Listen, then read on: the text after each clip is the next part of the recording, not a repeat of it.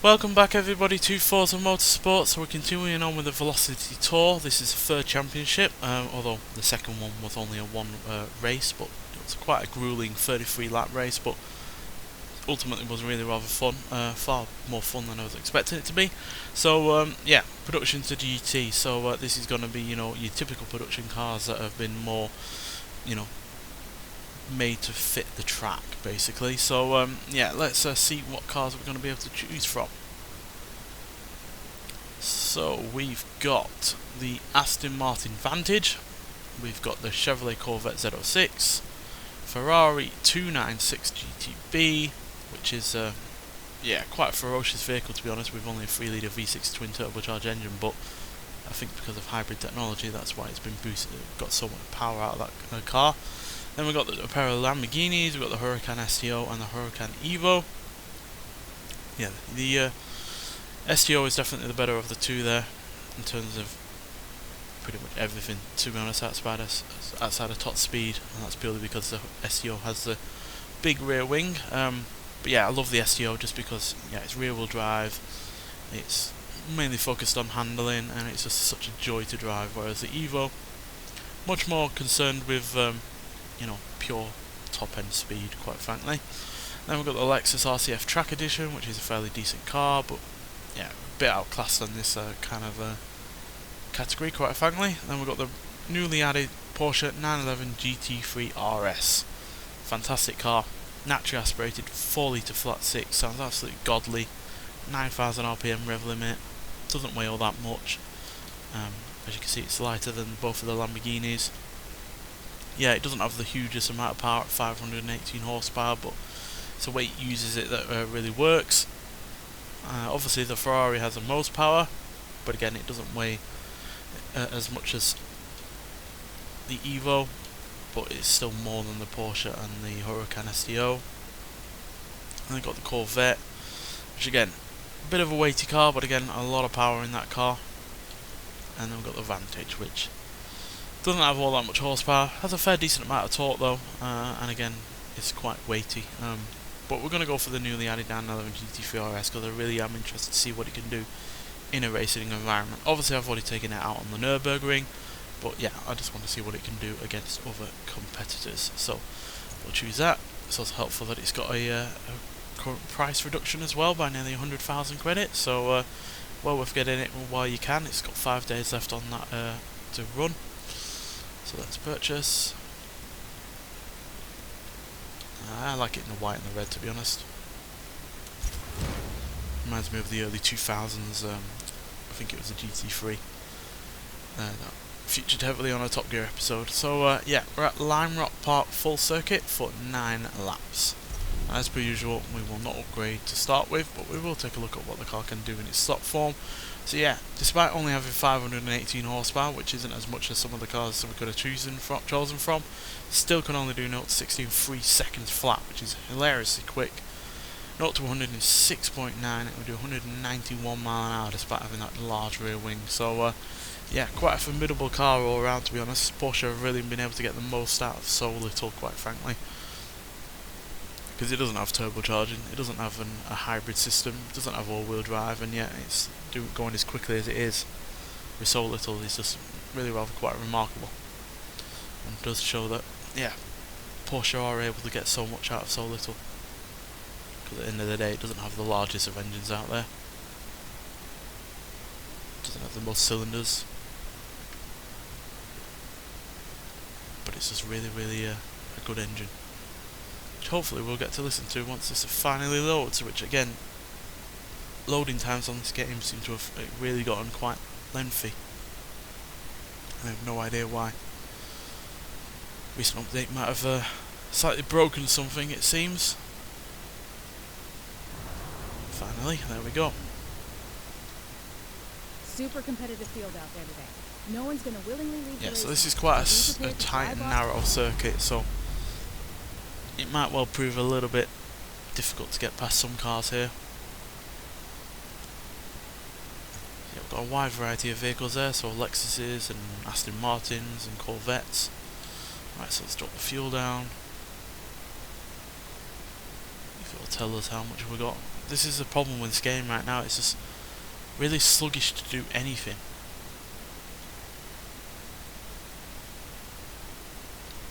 Hello? We'll just trust that.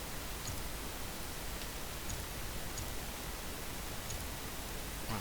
You gonna tell me now? Right, yeah, clearly, right. Why did it say a 12 laps that was on fuel when we started? I don't know.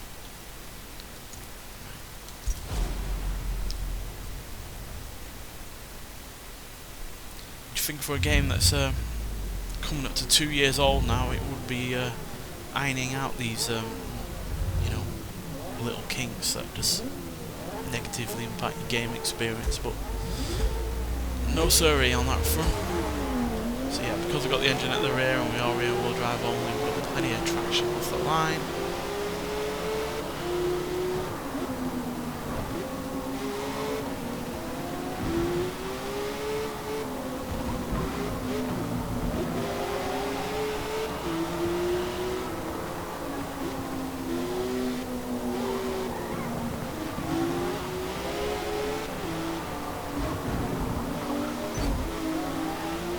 Slowing down, it's the Lamborghini.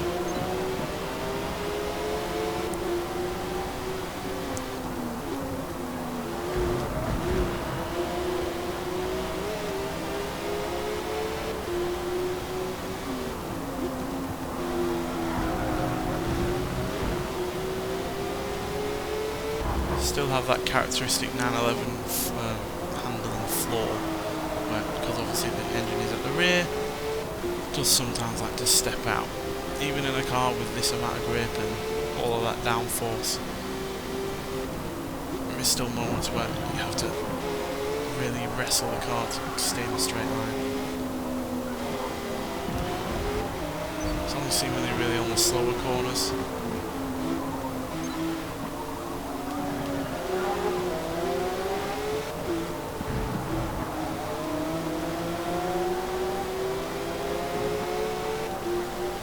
Eighth.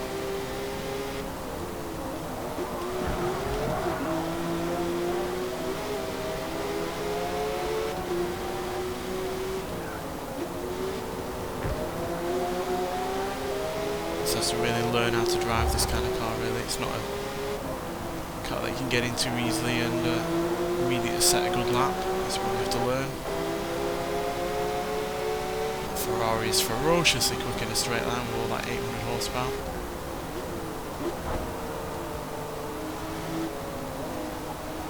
Does not have the handling of my car, regardless of the oversteer that it can sometimes get.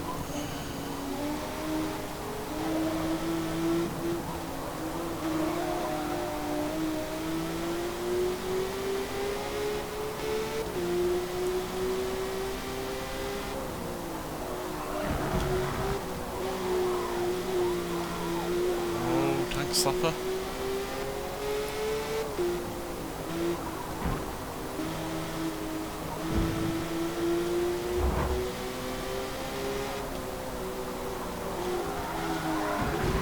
Oh dear.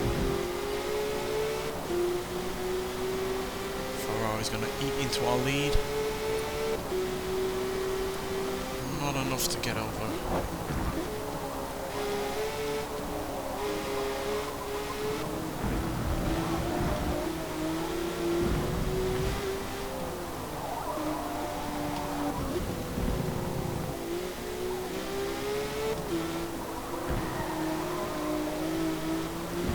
An easy car this to drive, but if you get it right, it is rewarding, I guess.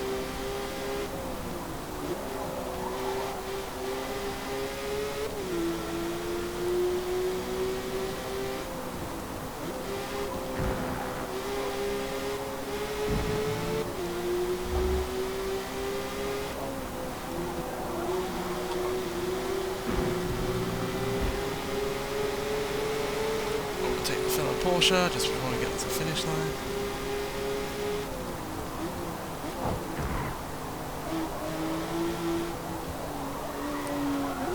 A pair of Lexus vehicles up ahead. They all have had to be heavily upgraded to compete in this kind of class, so expect power with those kind of cars with that naturally aspirated V8 that they've got going on, which I do quite like.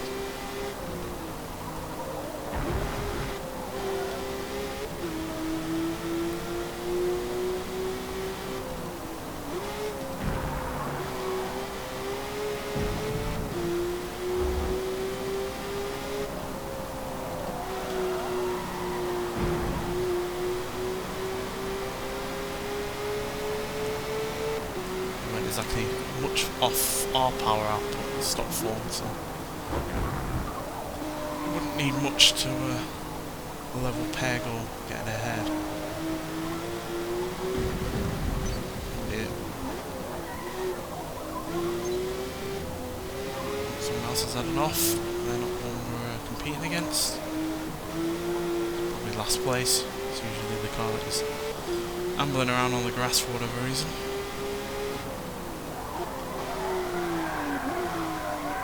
Yeah, it can be a little bit sketchy, this car, to get around corners fast. I need to pause it again to get the sound back. I do apologise. Blame turn 10 for still not sorting that glitch out.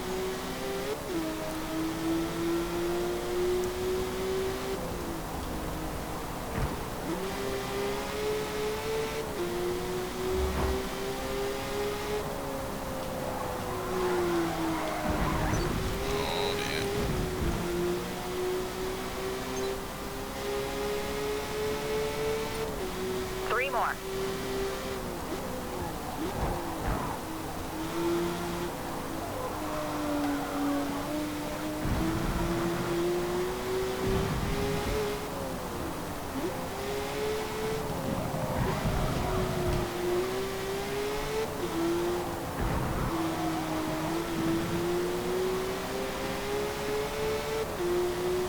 Can we get to a podium position? That's a question.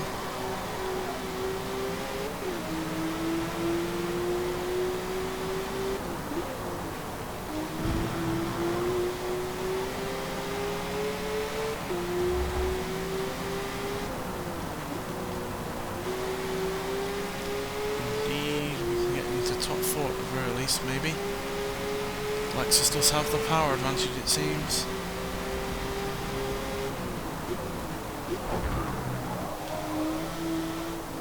We can keep the rear end in check, we do have the handling advantage.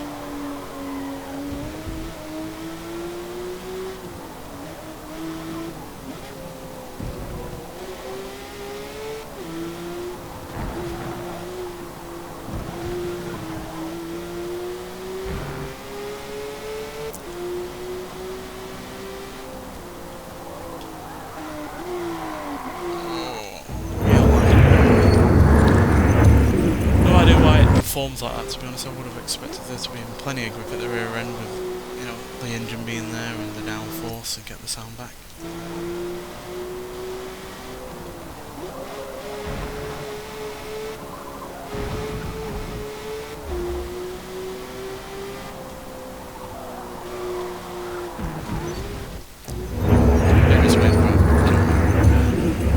It's behaving the way it's behaving. Oh dear, really? Man, the hell there.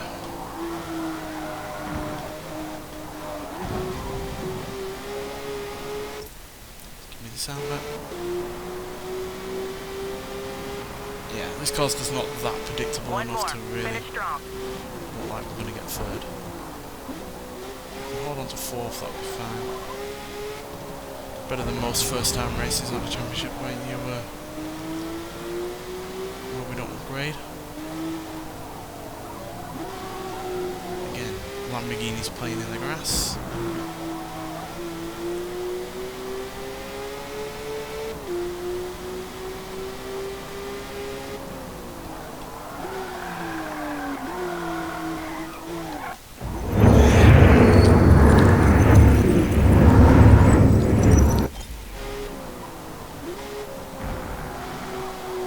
Because I know I have the downforce to do that corner quickly, but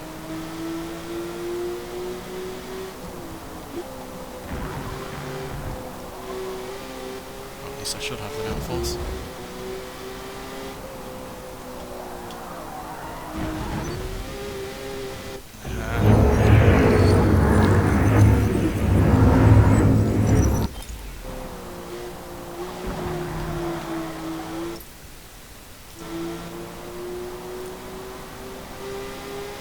really doesn't help making mistakes when you have to pause it just to get the sound back.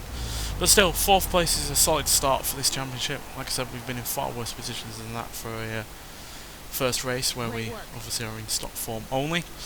And yeah, that means we get a very healthy and very helpful 21 points to start this championship off with. So yeah, let's get to the upgrade screen and yeah, see if we can make this car that a little bit more consistent in terms of its handling. Right, so obviously we did identify quite a handling quirk of this car, is that there is a fair bit of oversteer at times. So yeah, let's try and see if we can cure that to some extent.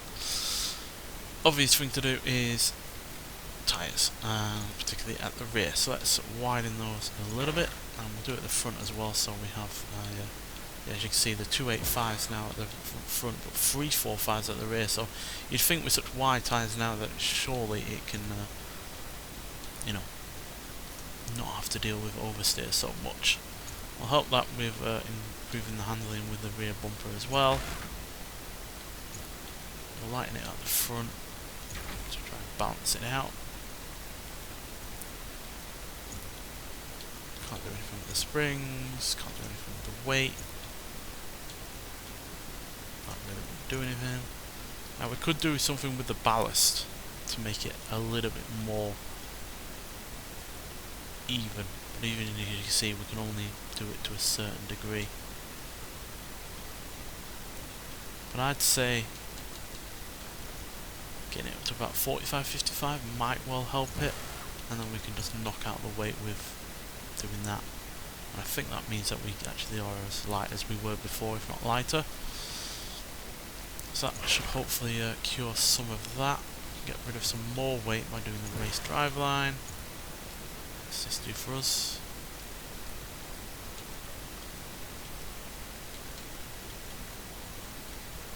Improve the acceleration a little bit. Work out a bit more weight with the flywheel. And then even give it a little bit of power, maybe? No? Guess the engine is so highly tuned that any extra power is just going to make it go ballistic, quite frankly.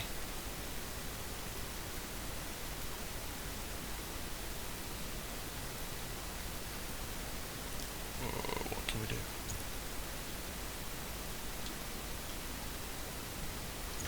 Taking the transmission out, make that a bit better.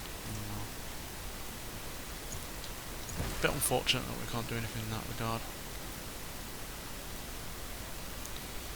Let's go for the power then instead of the transmission, and then we can at least hopefully get it up to the top end of S-Class.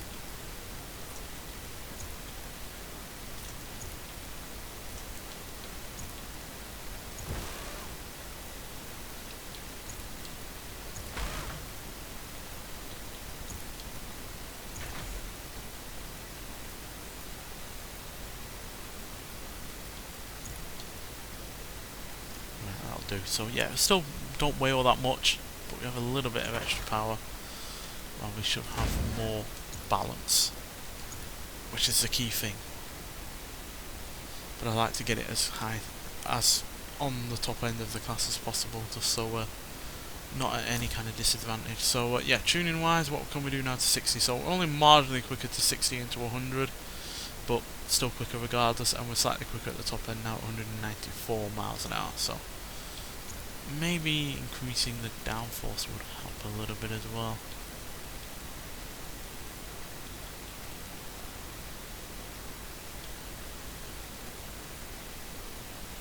It's not something I often do, but it seems simple enough. I just want to get 60 mile an hour lateral G as good as possible, to be honest.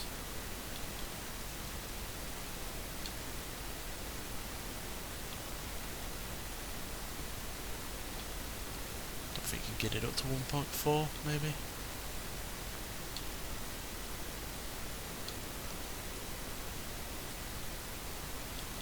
I'll say 350, and then we've got 570 at the back as well. Hopefully that doesn't, you know, throw it completely off, but I guess there's only one way to find out. Right, so we're at Laguna Seca for 5 laps, so full circuit, not the smaller one. Hopefully this loads a little bit quicker than last time. Yeah, so for some reason it's the first race on a championship that for whatever reason just takes forever to get loaded. And want it below 92 decibels. Right, night though this time round, so yeah, it's not going to be the warmest of conditions to get the tyres up to heat that we need.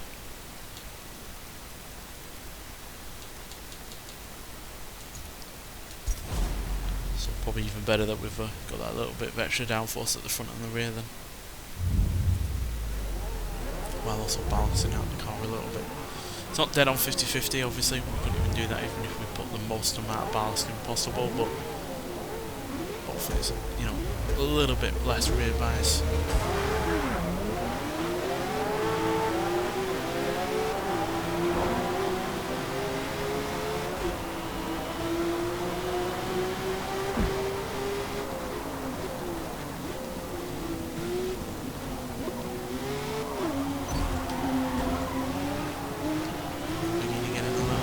There.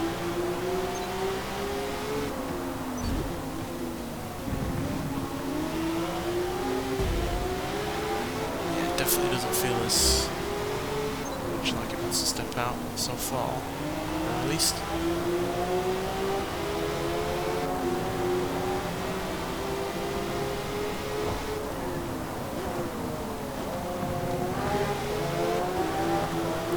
Much more consistent.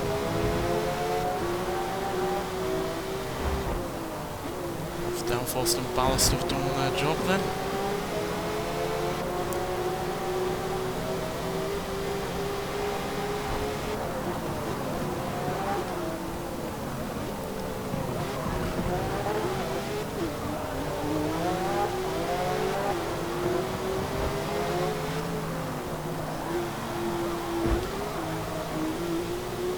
Yes, it was sliding out the rear end there, but it was way more manageable than before. A bit more understeer than I expected.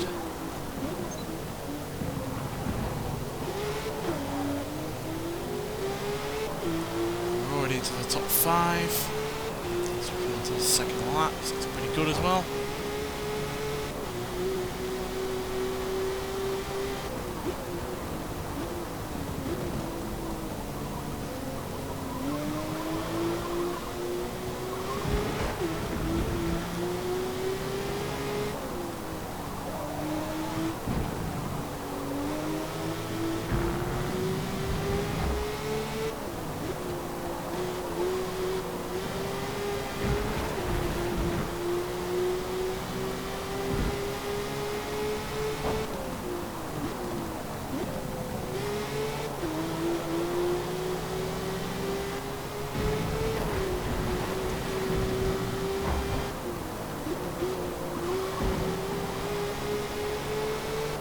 Aston Martin.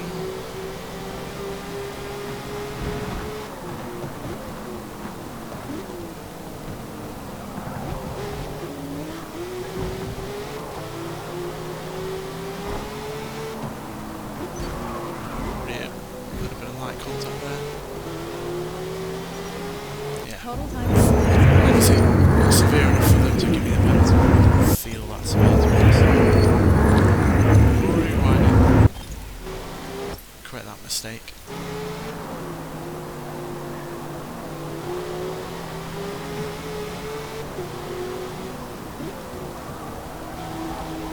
So now we're in 4th, so we've matched where we were before in the last race. Another Aston Martin up front. Really wish we did have more variety in terms of Aston Martins on this game, to be honest. I'd love the new Vanquish. 3 left. Which has more than 800 horsepower and a shed load of torque on top of it.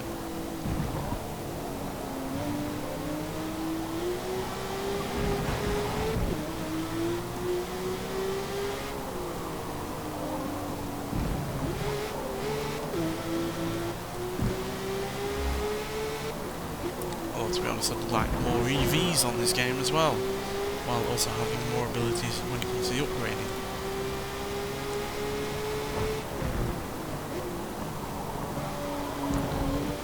Still a travesty that we don't have the Alpine A290 on this game, which is basically the Alpine hot hatch version of the Renault 5 EV.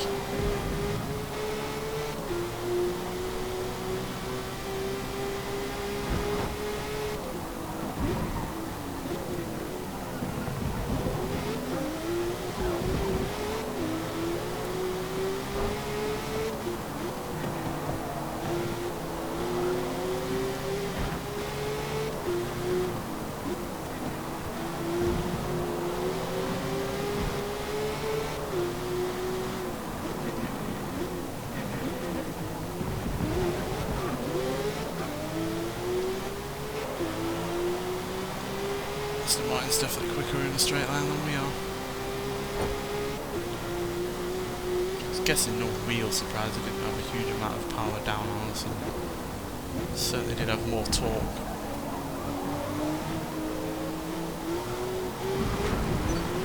I'm sure it's been upgraded. How was that a small track game? A small time game? No idea.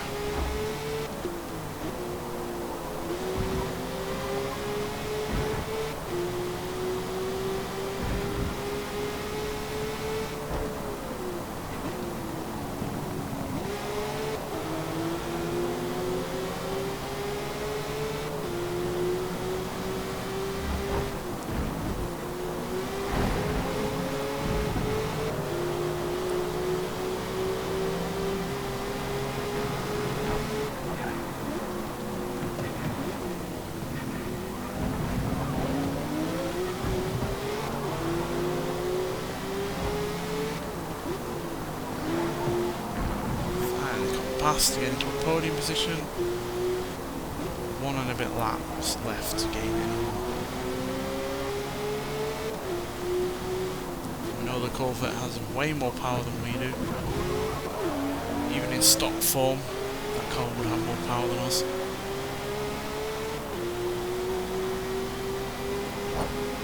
Final lap.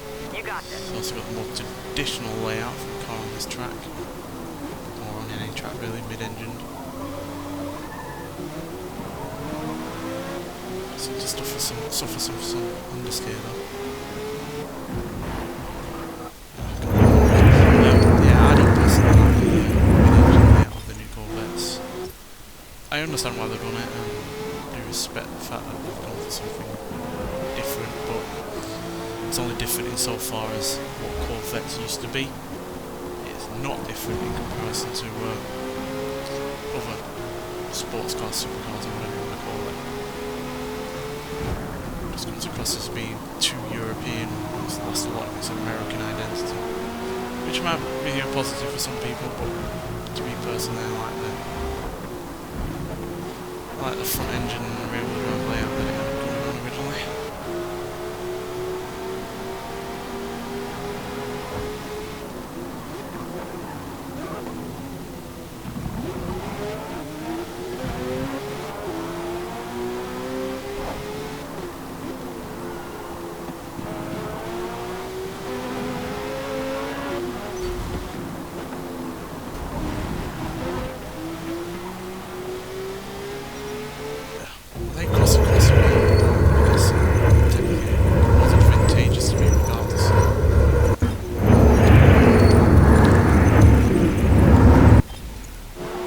Sound back.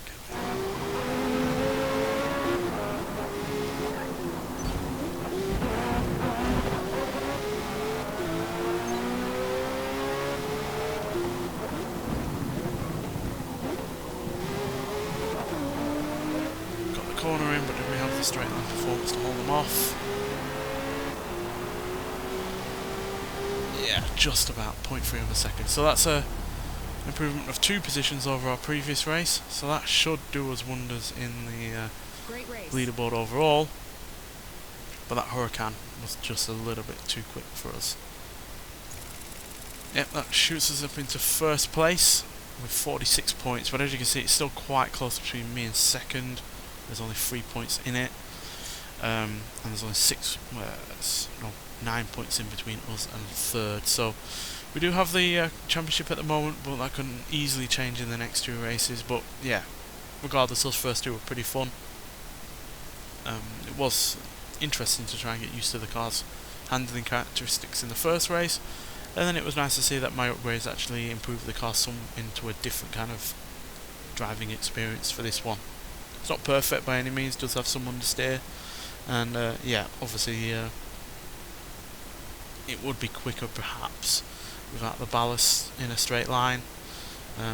Obviously we gave it the weight reduction, but whether or not you could have done that as well as without the ballast and just changed the kind of upgrades that we gave it, I don't know, but I do feel like we've gotten the best of both worlds in terms of extra power and a more predictable handling car. So there is that. Nonetheless, so thank you for watching, and I'll see you in the next one. Bye.